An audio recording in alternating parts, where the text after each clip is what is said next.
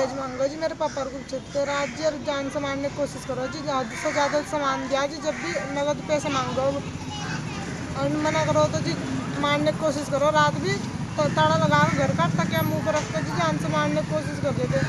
मैंने पापा को फ़ोन करा, फिर पापा रहे इन्हें भी फिर लड़के बुलाया दूसरे गाँव के ही, उन पर छिटवाए जी।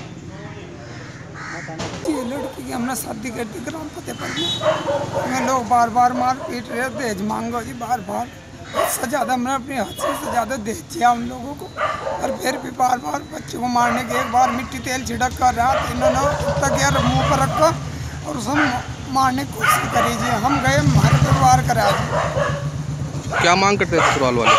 दहेज की कर रहे जी, एक नगद रुपा दो हम।